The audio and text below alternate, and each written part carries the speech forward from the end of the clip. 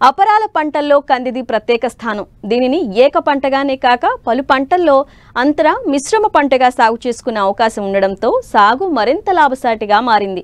దీనికి తోడు గత కొంతకాలంగా కలిసొచ్చిన మార్కెట్ ధరలు రైతులకు మరింత ప్రోత్సాహాన్నిస్తున్నాయి.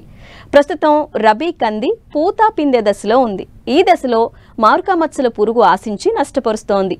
ఈ పురుగు నివారణకు పాటించాల్సిన సస్యరక్షణ గురించి తెలియజేస్తున్నారు ప్రధాన శాస్త్రవేత్త డాక్టర్ హేమంత్ కుమార్.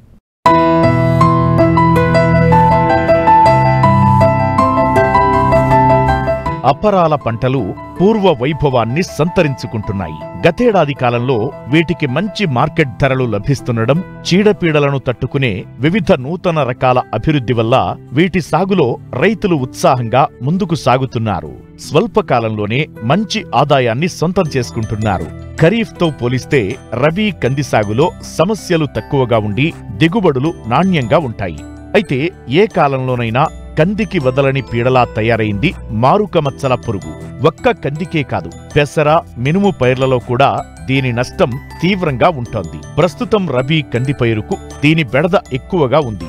తల్లి రెక్కల పురుగులు కోడిగుడ్డు ఆకారంలో గల పసుపు పచ్చని గుడ్లని పూమొగ్గలపై పెడతాయి.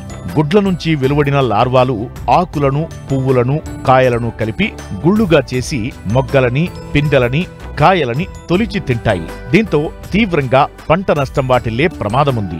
మారుక మచ్చల పురుగు ఉధృతిని గమనించినట్లయితే వెంటనే నివారణ చర్యలను చేపట్టాలని తెలియజేస్తున్నారు ప్రధాన శాస్త్రవేత్త డాక్టర్ హేమంత్ కుమార్.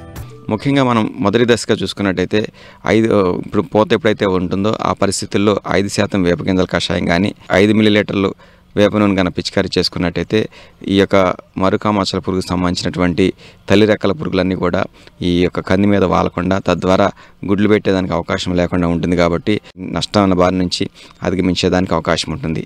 అలా కాకుండా ఎక్కడైతే తొలి దశలో కనుక ఆశించిందో ఇలాంటి పరిస్థితులు కనుక చూసుకున్నట్టయితే ఈ గూళ్ళల్లో పురుగు ఉంటుంది. కాబట్టి ఓదరకు సంబంధించినటువంటి మందు వాడుకున్నట్టయితే చాలా వరకు కంట్రోల్ అయ్యేదానికి అవకాశం ఉంటుంది. కాబట్టి ఇలాంటి పరిస్థితుల్లో క్లోరిపైరిఫాస్ 2.5 మిల్లీలీటర్లు, దాంతోపాటు డైక్లోరోఫాస్ 1 మిల్లీలీటరు లీటర్ నీటికి కలిపి కానీ, లేకపోయినట్టయితే నొవాలిరాన్ అనేటైతే 0.75 మిల్లీలీటర్లు, దాంతోపాటు 1 మిల్లీలీటర్ డైక్లోరోఫాస్ కలిపి కనుక లీటర్ నీటికి కలిపి కనుక పిచికారీ చేసుకున్నట్టయితే తొలి దశలో వచ్చినటువంటి ఈ మరుకా మచ్చల పురుగుకు సంబంధించినటువంటి పురుగుల్ని సమర్థవంతంగా అరికట్టేదానికి అవకాశం ఉంటుంది.